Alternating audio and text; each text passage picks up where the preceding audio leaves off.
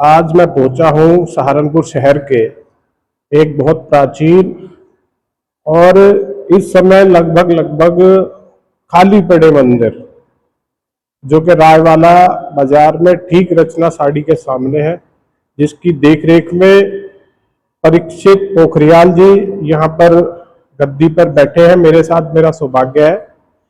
पहले तो मैं आपका हार्दिक अभिनंदन करता हूं। आपका भी मंदिर में हार्दिक अभिनंदन। तो आज हम गुरुजी से जानेंगे कि हमारा धर्म, सनातन धर्म इस समय किस स्थिति में है, इसमें किन सुधारों की गुंजाइश है, और ज्योतिष को लेकर जो भ्रांतियां इस समय समाज के अंदर है, उन भ्रांतियों से हमें कैसे उभरना चाहिए। तो गुरुदेव, मैं पहले आपसे धर्म से संबंधित ही बात कर लेता हूँ। इतने व्यस्त बाजार में मंदिर है, बहुत ही सुंदर ढंग से बना हुआ है, लेकिन इसे मैं दुर्भाग्य ही कहूंगा कि इस समय मंदिर खाली पड़ा है। तो ऐसी परिस्थितियां क्यों बन रही है हमारे सनातन धर्म में कि हम देखते हैं सोशल मीडिया के प्लेटफॉर्म से तो हमें बड़ा दिखाई देता है कि जैसे हर बंदा, हर इंसान इस समय धार्मिक हो चुका है, लेकिन धरातल पे वो धार्मिकता कहीं नहीं है। एक श्रद्धालु भी यहाँ नजर नहीं आ रहा। देखिए, एक तो मंदिर जो है हिंदू बाहुल्य क्षेत्र में नहीं है, मार्केट के बीच में, और यहाँ पर आसपास अब घर नहीं है, मार्केटाइज हो चुका है पूरा क्षेत्र। इस कारण से सुबह के समय तो लोग आ ही नहीं सकते 10 बजे से पहले। 10 बजे के बाद मार्केट खुलती है तो 11 बजे तक लोग अपनी दुकानें खोलते हैं, तो थोड़े बहुत लोग आते हैं जी तो शाम को। इस कारण से यहाँ पे लोगों की आवाजाही कम है जी। लेकिन परामर्श लेने के लिए या समय समय पर जो मंदिर की गतिविधियां होती है, जैसे जन्माष्टमी, शिवरात्रि, या मंदिर में हम मासिक अन्नपूर्णा रसोई चलाते हैं, या ज्योतिषीय परामर्श के लिए लोग आते रहते हैं, लेकिन डेली आने वाले लोगों का अभाव इसी कारण है कि यहाँ आबादी नहीं है हिंदू आसपास। मतलब सनातन आबादी कम हो गई है, जबकि कभी इस क्षेत्र में पूरी तरह से हिंदू आबादी होती थी, क्योंकि अगर हिंदू आबादी थी तभी इतना बड़ा मंदिर यहाँ पे आज विराजमान है जी। तो कारण कुछ भी रहे, व्यवसायिक कारण रहे या कोई भी कारण रहे, आस्ते आस्ते लोग यहाँ से शिफ्ट हो गए जी। तो अगर इसी तरह से लोग यहाँ से या ऐसे अन्य पुराने क्षेत्रों से जाते रहेंगे तो एक दिन ऐसे प्राचीन मंदिरों के रख रखाव की भी दिक्कत पैदा हो जाएगी। तो उसके लिए क्या योजना है कि कम से कम इतने श्रद्धालु वहां आते रहे कि मंदिर सुचारू ढंग से चलते रहे? इसके लिए कोई खास योजना बनाई है क्या? देखिए, इस मंदिर की तो पूरी योजना बनी हुई है जी। मंदिर औद्योगिक क्षेत्र के बीच में है, मंदिर की अपनी प्रॉपर्टी है जी, जिससे किराया इत्यादि मंदिर समिति को आता है। उससे बड़े अच्छे रूप से मंदिर का विस्तार कार्य चल रहा है। बड़े लोगों की आवाजाही नहीं है, कोई दान यहाँ नहीं लिया जाता जी। मंदिर की इनकम से अभी हॉल बनाया है, 2 साल हुए हैं जी। 10 साल पहले लगभग ये हॉल बना था जो आप देख रहे हैं। तो इस मंदिर का तो विस्तार हो रहा है और यहाँ पर सामाजिक और धार्मिक कार्यक्रम गतिविधियां चलाई जा रही है, क्योंकि मंदिर सेवा के केंद्र बनने चाहिए। मेरा मानना है कि मंदिरों से समाधान निकलना चाहिए और यहाँ लोग समाधान के लिए आते हैं। यहाँ मेडिकल कैंप हम लगा देते हैं, उस समय काफी भीड़ आ जाती है, महीने 1.5 महीने में। अन्नपूर्णा रसोई चलाते हैं, मंदिर में संकीर्तन करते हैं, तो उस समय लोग आते हैं। ऐसे ही छोटे छोटे संकीर्तनों का पाक्षिक या साप्ताहिक या मासिक मंदिरों में करना चाहिए। दूसरा, सभी हिंदुओं को एक जगह दान पुण्य इत्यादि ना करके ऐसी छोटी छोटी जगहों पे भी दान पुण्य करना चाहिए, व्यवस्था बनानी चाहिए, ताकि जो समस्त मंदिर ऐसे हैं जो हिंदू बाहुल्य क्षेत्र में नहीं है वो चल सके, उनमें रहने वाले पुजारी का निर्वहन हो सके, भगवान के वस्त्रादि भोग प्रसाद की व्यवस्था हो सके, उनकी साफ सफाई, रंग पुताई सबकी व्यवस्था चलती रहे। तो हिंदुओं को दान का डिस्ट्रीब्यूशन जो है, वितरण, वो सही तरह से करना चाहिए, ताकि पूरा धर्म कवर हो, उससे पूरे धर्म स्थल कवर हो। जी जी, पहले तो मैं आपका बहुत बहुत आपको साधुवाद देता हूँ जो आपने ऐसे क्षेत्र में भी इस मंदिर को इतने सुंदर ढंग से चलाया। भले ही उसके लिए यहाँ की जो कमर्शियलाइज जो ये बिल्डिंग है, उससे जो आपको धन प्राप्त हो रहा है किराए के रूप में, उससे आपको सहायता मिल रही है। ये सब मंदिर की कमेटी को प्राप्त होता है जी। और उनके सहयोग से कमेटी के संरक्षण में सब काम होते हैं। बाकी जो धार्मिक गतिविधियां हैं जी, वो सब मैं देखता होती है। तो सामाजिक गतिविधियां भी मैं देखता हूँ, सबका सहयोग रहता है जी। तो ये एक बड़ा अच्छा उदाहरण है अन्य मंदिर कमेटियों के लिए भी कि किस तरह से मैनेजमेंट करके इतने भव्यता से मंदिर को सजाया संवारा जा सकता है और वहां से धर्म लाभ लिया जाए। और यहाँ इस मंदिर में खासियत है कि यहाँ आप केवल अपनी इच्छा से कुछ चढ़ाना चाहे तो चढ़ा सकते हैं, ना पुजारी की तरफ से ना कमेटी की तरफ से कोई रसीद कोई काटी जाती है। जी जी, ये तो बहुत ही अच्छी एक अन्नपूर्णा रसोई मेरे माध्यम से चलती है, तो उसमें भी केवल लोगों को एक मैसेज जाता है जो श्रद्धालु ज्योतिष से जुड़े हुए हैं जी उनको ऐसे नहीं कि किसी के पास जाकर के मांगा जाएगा। जी जी अपनी श्रद्धा से आदमी कुछ भी दे सकता है। जी। अच्छा गुरुदेव, ये तो इस मंदिर की बात हुई। अब हम बात कर लेते हैं जो इस समय पूरे देश भर में दिखाई देता है, सोशल मीडिया प्लेटफॉर्म्स पे दिखाई देता है, क्योंकि जैसे जैसे सोशल मीडिया प्लेटफॉर्म्स बढ़े, जनता तक उनकी रीच गई, तो हम देखते हैं उसमें पॉजिटिव नेगेटिव दोनों तरह की चीजें आ रही हैं।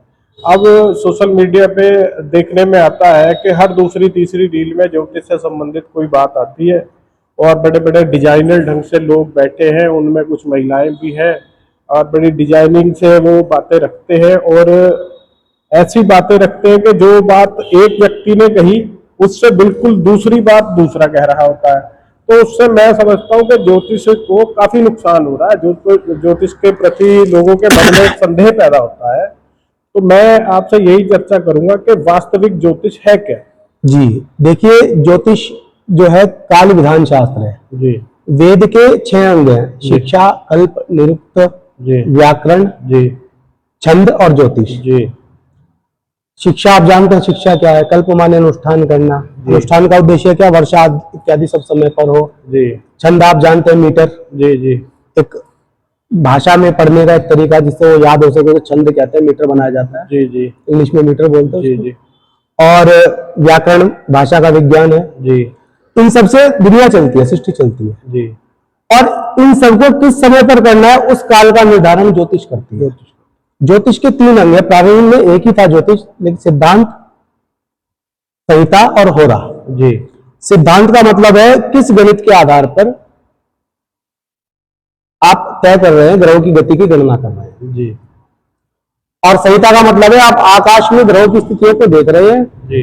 आपने सालों साल रात्रि में जाग कर दिन भर आकाश को देखा है, जी। तो इन स्थितियों को नोट किया है, जी। फिर वातावरण में उसका प्रभाव देखा है, जी। बार बार सालों गुरु शिष्य परंपरा में अध्ययन किया गया है, फिर उसके आधार पर अनुभवों को नोट किया गया है, उसके आधार पर उनको छंदबद्ध किया गया है। ठीक है कि भाई इस राशि पे सूर्य इस समय आया था, ये संवत्सर था, ये दिन था, ये तिथि थी, ये कर्ण था, ये घटना सिद्धांत बना दिए गए, वो अनुभवों में देखा। अनुभवों के आधार पर आपको पता है मई में गर्मी पड़ती है, तो आपने पहले 2026 साल से कई साल पहले देखा कि मई में गर्मी पड़ रही है, इसमें तो आपने मई को गर्मी का मौसम बनाया। जी जी। ये तो एक साधारण सा तथ्य है ना।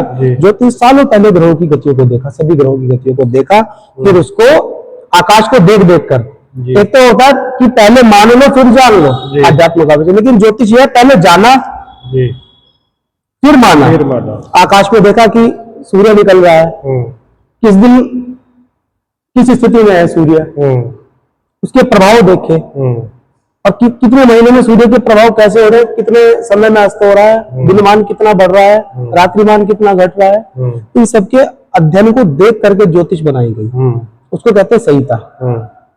फिर संहिता में भी उसको और सूक्ष्म किया, माइक्रोरिज्म में आदमी आगे बढ़ता है तो क्या बना, होरा, यानी कि जन्म पत्री। होरा से ही आवर्त शब्द बना है, यानी घंटों के प्रभाव को देखना। जी जी।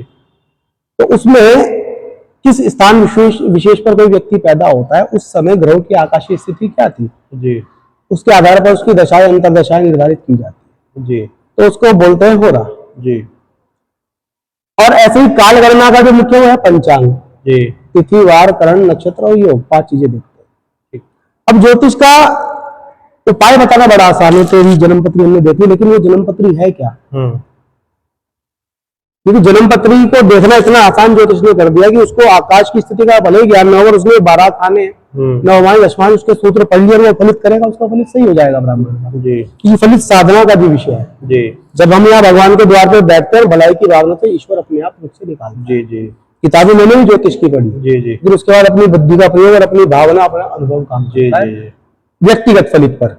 जी जी। संहिता फलित पर पूर्व के अनुभव काम करते हैं। जी जी। और सिद्धांत पर केवल ज्ञान काम करता है। जी जी। क्योंकि उसमें तो आपको घटा गुड़ा जो अपनी अनुभव से कुछ नहीं कर सकते, जो सूत्र होगा उसके आधार पे होगा। जी जी। ये ज्योतिष का विषय है। अब जैसे आपने घड़ी देख रहे हैं आपके पीछे जगदीप जी, जी जी इसमें 12 घंटे हैं। जी ये 12 घंटे किसका आधार क्या है? 12 राशियां। जी जी ये 360 डिग्री है, तो 360 डिग्री क्या है? आकाश। जी। आकाश 360 डिग्री है। और ये घंटे रेट की सुनिया क्या है? ये नक्षत्रों की उनकी गति। गणना है जी, उनकी गति है ना। जैसे 12 राशियां हैं, 30 डिग्री की एक राशि है, एक राशि के जो भाग है वो नक्षत्र है। जी 27 नक्षत्र हैं जी और 27 नक्षत्रों के 4-4 भाग है। ऐसे क्या हुए 108 भाग, इसीलिए हमारे यहाँ 108 मंत्रों का विधान है। जी जी। ये तो बड़ी, तो ये सब जो है वो बहुत, जो आपके सवाल है बहुत बड़े हैं। जी जी। अब जो आपको तथ्यात्मक रूप से आपकी समस्या ना बता सके वो जोशी नहीं है। जी आप एमबीबीएस डॉक्टर के पास जाओगे, आयुर्वेदिक के पास जाओगे, न्यूरोपैथी के पास जाओगे, तो आपको बताएगा कि आपको समस्या इस कारण हो रही है, जी किस नस में ये फ्लो नहीं हो रहा है, या आपके स्टोमक में कोई दिक्कत है, या आपको वात पित्त कफ में से कोई समस्या है, या आपकी दिनचर्या इसका, वो कुछ ना कुछ तथ्य बताएगा। ज्योतिषी क्यों नहीं बता सकता? तो ये ज्योतिष की अपनी योग्यता पर अपनी योग्यता पर निर्भर करता है कि तथ्य से आपको समझाए कि आपको कैसे हो रहा है। जी जी। अब जिन लोगों का मंगल तेज है, अब गर्मी का मौसम सूर्य तेज है, उन्हें गर्मी में ज्यादा पित्त की तरह ज्यादा गुस्सा आता है। आप देखते हैं, आप सुबह उठते हैं, आपका मूड कुछ और होता है। मैं सामान्य ज्योतिष की बात बता रहा हूँ जो आपको तथ्य के आधार पर माननी पड़ेगी। सुबह आपका मूड कुछ और की होता है। वो उस समय के वातावरण का मैं समझता हूँ। सूर्य जब निकलता है तो टेम्परेचर बढ़ता है। जी। टेम्परेचर जैसे बढ़ेगा धीरे धीरे आप एक्टिव होना शुरू होंगे। जी। दोपहर में आपका मूड कुछ और होता है क्योंकि टेम्परेचर हाई हो जाता है। जी जी। और शाम को फिर आप शांत होने लगते हैं। ये तो केवल सूर्य के कारण होने वाले टेम्परेचर फ्लक्चुएशन से बता रहा हूं मैं, सिर्फ इतना। जी। बाकी किस समय पर क्या काम करना है ये ज्योतिष निर्धारित करता है। हो रहा है यानी कि जन्मपत्री देखना उसका एक बहुत छोटा अंग है, बहुत छोटा सा अंग है। जी। तो गुरुजी आजकल हो क्या रहा है? आजकल ये हो रहा है कि इतने वृहद रूप से तो कोई बात करता ही नहीं है, होरा पर ही आ जाते हैं, होरा को ही आधार बना लिया जाता है। और अभी आपने देखा अशोक खरात नाम का एक भोंदू बाबा भी जिसे कह रहे हैं, उसने इतना अनाचार किया इस विद्या की आड़ में कि आज लज्जित होने वाली स्थिति है। जबकि उस व्यक्ति ने पूरी जिंदगी पता लगा कि नेवी में वह सेवारत रहा, उसके बाद अचानक ही वो ज्योतिषाचार्य बन बैठा। तो ऐसे पाखंडियों से कैसे बचे समाज? देखिए, पहले तो समाज को खुद ही पाखंड मुक्त होना पड़ेगा। जी। समाज का विश्वास ही पाखंड में है। अब मैं यहाँ बैठा हूँ आपके साथ तथ्यों पे बात कर रहा हूँ जी। और मेरे पास जन्म पत्री कम से कम 50 एवरेज रोज आती है। जी। लोगों को बताता हूँ कोई फीस भी नहीं है। जी। लेकिन फिर भी मेरा घर चलता है क्योंकि जब 50 आएंगे तो कुछ ना कुछ तो लोग देंगे ना। जी जी जी। कुछ ना कुछ रेमेडी भी कराएंगे। जी जी जी। हम नहीं भी करेंगे तब भी कराएंगे। तो सबसे पहली बात तो यह है कि समाज खुद पाखंडियों की पाखंड, अगर जब तक आदमी को चमत्कारिक नहीं दिखाएगा उसका गुणगान नहीं होगा। मैं लोगों को बताता हूँ तथ्यात्मक तौर पर प्रेडिक्शन भी सही होते हैं। लोग कहते हैं हमारे साथ ऐसा है, हमारी टेंडेंसी ऐसी है। आप कुंडली के साथ सही बता रहे हैं, लेकिन उनका मुझे ऐसा विश्वास जैसा एक डॉक्टर में किसी का हो जाता है, चमत्कारिक विश्वास नहीं है, क्योंकि मैं अपने आप को चमत्कारिक प्रदर्शित नहीं करना चाहता। और कहता भी नहीं ये सब ज्योतिष है, मेरे से कुछ नहीं है। अब लोग क्या है, चमत्कार की ओर भाग रहे हैं, लोग आकर्षण की ओर भाग रहे हैं, झूठ की तरफ, झूठ का बोला वाला है। तो इस वजह से लोगों को ज्ञान की बात कुछ नहीं सुननी। हम अगर तथ्यात्मक ज्योतिष का विश्लेषण भी करके किसी को समझाना चाहते हैं, कहते हैं ये हमारी समझ में नहीं है, क्योंकि हिंदुओं को अपने पंचांग का ज्ञान नहीं है।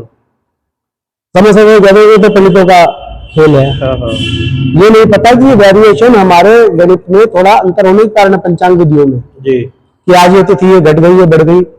तो ये तो अच्छी बात है कि हमारे पास 2 ऑप्शंस हैं, गणित के इतने सूत्र हैं, बस हमें समन्वय बिठाने की जरूरत है। तो थोड़ा सा कारण यही हो रहा है। दूसरा क्या है, हम लोग कर्म विमुख हो रहे हैं जी। ज्योतिष तो कहते हैं अपना कर्म समय पे करो। आप सूर्य के अकॉर्डिंग अगर चलेंगे, सूर्य के अकॉर्डिंग मतलब मीन्स मौसम के अनुसार चलना, मौसम के अनुसार खाना, मौसम के अनुसार पीना, मौसम के अनुसार नहाना धोना, और उस देवता की आराधना करना जिस मास में जिस देवता के, जिस बार में जिस देवता की आराधना बताई गई। आप ऐसे चलेंगे तो 90% आपको कष्ट आएगा ही नहीं। अब आप एक जोशी के पास आते हैं, मेरे पास लोग आते हैं तो मैं बताता हूँ आपको ये चीजें नहीं खानी है, इन चीजों से दूर रहना है। तब मैं आपका कोई रेमेडी बताऊंगा या आपको कोई स्टोन बनाऊंगा, तब आप सही रह पाएंगे, नहीं तो आप रेमेडी कराएंगे आप ठीक नहीं होंगे। जी जी। दूसरा आदमी कहता है आप सब कुछ करो हम आपकी रेमेडी करेंगे, तीसरा आदमी तो मादक पदार्थ गलत चीजों को प्रमोट करता है कि आप ये खाओ पियो सही रहोगे। तो ये सब क्या है, केवल पैसा कमाने के लिए जो लोग मतलब उपचार बता रहे हैं, रेमेडी कर रहे हैं, उस आड़ में गलत लोग फायदा उठा रहे हैं। जी जी। तो इसलिए मेरे ख्याल से इस विषय को जन जन तक पहुंचाना चाहिए और जो इसका असली रूप है वो जनता तक आना चाहिए। हाँ। तो उसकी दिशा में एक सामूहिक प्रयास की कोई योजना है क्या? सब मिलकर जो बड़े बड़े ज्योतिषाचार्य, जैसे हमारे शहर में भी काफी सुलझे हुए बड़े नामी ज्योतिषाचार्य हैं, उनमें से आप भी एक है, तो कोई सामूहिक ऐसा प्रयास क्यों नहीं किया जाता कि जनता को आसानी हो सके कि वास्तविकता क्या है और पाखंड क्या है? देखिए, पाखंड में और वास्तविकता में अंतर यह है कि हम लोगों का अभी इतना स्तर नहीं है कि हम उन लोगों का विरोध कर सकें जो पाखंड में बैठे हैं, उनके फॉलोवर्स बहुत ज्यादा है। अच्छा। लेकिन अंधेरों को दूर करने के लिए क्या किया जा सकता है? रोशनी। केवल हम जन जन तक ज्योतिष का विशुद्ध ज्ञान पहुंचा रहे हैं। जी। जब विशुद्ध ज्ञान लोगों तक पहुंचना शुरू होगा तो अशुद्ध क्या है अपने आप क्लियर हो जाएगा। जी जी। तो ऐसा मेरा प्रयास है, जैसे लेखों के माध्यम से, जी जी, जागरूकता के माध्यम से बहुत सारी चीजें बताई जाती है। जी। तो चलिए, आप बड़ा अच्छा प्रयास कर रहे हैं। आपसे बातचीत करके बहुत सारी भ्रांतियां जो है मैं समझता हूँ वो दूर होंगी और जनता को आसानी होगी ये समझने में कि वास्तव में ज्योतिष है क्या। और जो आज हम रील्स के माध्यम से देख रहे हैं, वो छोटी छोटी हम शॉर्ट्स देख रहे हैं 20-20 सेकंड की, और उसमें पूरी की पूरी राशियों को बता दिया जाता है कि सभी का भविष्य तय होने वाला, इस दिन में परिवर्तन हो जाएगा, तो सभी का ये हो जाएगा, सभी का बुरा हो जाएगा या सभी का अच्छा हो जाएगा। वो जो शॉर्ट्स हैं वो केवल व्यवसायीकरण के लिए हो रहे हैं, उनका कोई ज्योतिषीय आधार नहीं है। वो तो अपनी पब्लिसिटी के लिए लोग बात कर रहे हैं कि उसके माध्यम से वो धन उपार्जन कर सके। देखिए, इसमें सभी ज्योतिषाचार्य ऐसे नहीं, बहुत ज्ञानी ज्योतिषाचार्य भी आजकल आ रहे हैं जी। और जो राशि का फलित बताया जाता है, एक तो नाम राशि, जब कोई आधार नहीं है, या चंद्रमा से आधारित राशि, तो या आपके लग्न के आधार पर जो फलित बताया जा रहा है कि आपकी जन्म राशि मान लिया मेष है, मेष राशि से शनि कौन सी राशि पे चल रहा है, मेष से बृहस्पति कौन सी राशि पे चल रहा है, मेष से राहु कौन सी राशि पे चल रहा है जी, उसके आधार पर गोचर से जो आपका फलित बताया जा रहा है वो फलित काफी हद तक सही होता है। ठीक है, लेकिन आपकी जन्म राशि होनी चाहिए। लेकिन उसके बाद भी आपकी जन्म कुंडली क्या कर रही है, फिर आपकी जन्म कुंडली और वर्तमान में ग्रह की जो ट्रांजिट है उसके साथ तारतम्य बिठा करके और ज्यादा अधिक अच्छा फलित आएगा। ठीक है, फिर आपका लग्न और लग्न से ग्रह कौन सी स्थिति में, वो जन्म राशि और गोचर तीनों का तारतम्य बिठा करके और अच्छा फलित आएगा। तो जो जन्म राशि के आधार पर, लग्न के आधार पर जो फलित करते हैं ज्योतिषाचार्य, वो 60 से 70% तक ठीक होने की संभावनाएं रहती हैं। लेकिन प्रॉपर आपको आपका लग्न पता होना चाहिए, आपकी राशि पता होना चाहिए। लेकिन कई बार इसमें विषमताएं आ जाती है, क्योंकि एक सा मेरे ख्याल से ईश्वर ने इतनी विविधता बनाई है कि सबकी आंखें अलग है, सबकी आंखों की पुतलियां बिल्कुल अलग है, रेटिना सबका अलग है। तो विविधता हर जगह है, तो भाग्य में भी विविधता है। मेरा ऐसा अपना मानना है, मैं किसी सिद्धांत को चुनौती नहीं दे रहा भाई। मेरा आम आदमी का, एक साधारण बुद्धि के व्यक्ति को लगता है कि सबके साथ कैसे एक सी चीजें हो सकती है, क्योंकि मेष राशि का व्यक्ति ऐसा भी हो सकता है कि अति संपन्न परिवार में हो और एक बिल्कुल छोटे से गरीब परिवार में हो, तो दोनों की एक ही समय पर राशियां एक ही राशि है, तो एक ही समय में उनके जीवन में कोई बहुत बड़ा परिवर्तन नहीं आता। अमीर के जीवन में उसके हिसाब से परिवर्तन आता है, गरीब चाहे उसकी राशि कोई भी हो, पूरा जीवन हम देखते संघर्ष में ही काट देता है। तो ये चीजें जो है उसमें व्यक्ति का अपना, जब तक सटीकता से उसकी कुंडली का अध्ययन न किया जाए तो मेरे ख्याल से वो चीजें क्लियर नहीं होती। मेरा ऐसा मानना है। देखिए, कुंडली तो बहुत सूक्ष्म अध्ययन है जी, लेकिन विश्व में जो संपदा है उसका एक अनुपात है जी, संपदा की एक मात्रा है जी। अब विश्व में मेष राशि के कितने लोग पैदा हो जाएंगे, जी, जी, लेकिन संपदा तो एक के पास ही आएगी। प्रधानमंत्री बनने योग्य तो हजारों लोग हैं, लेकिन बनेगा तो एक ही। तो व्यक्ति के व्यक्तित्व, उसके गुण धर्मों, उसके कर्मों के आधार पर भी चीजें हैं। व्यक्ति कहाँ स्टैंड करता है वो और बात है। ठीक है कि बहुत सारे लोग प्रधानमंत्री नहीं बन पाते, लेकिन जो प्रधानमंत्री बनने की योग्यता रखने वाले जो ये रखते हैं वो कहीं ना कहीं बड़े ओहदे पे मिलेंगे। जी जी जी। एक आदमी की उसमें लीडर बनने का योग है, तो अगर वो रिक्शा वालों के बीच में, तो वो रिक्शा वालों का लीडर होगा। जी उसके अंदर नेतृत्व की क्षमता जरूर होगी, भले वो किसी भी लेवल पे हो। जी जी। तो ये देखने को मिलता है, क्योंकि उसका परिवार, उसका अध्ययन, उसका परिवेश जिसमें वो रह रहा है, उसके आधार पर जी जो गुणधर्म उसके अंदर होंगे वो अपने आप को विकसित करेगा, खड़ा करेगा। जी जी जी। तो ठीक है गुरुदेव, आपसे बातचीत करके इस चर्चा से बड़ी सकारात्मक चीजें निकल कर आई हैं, और मुझे लगता है कि ये प्रयास आगे भी करने की जरूरत है। समय समय पर आपसे दोबारा चर्चा करता जी जी, रहूंगा। आपका हमेशा दर्शकों, स्वागत है। समय की बाध्यता है, ये छोटा सा प्रयास आपके सामने लाया हूँ धर्म के क्षेत्र में। आशा है आपका भरपूर प्यार मिलेगा, सम्मान मिलेगा। नमस्कार।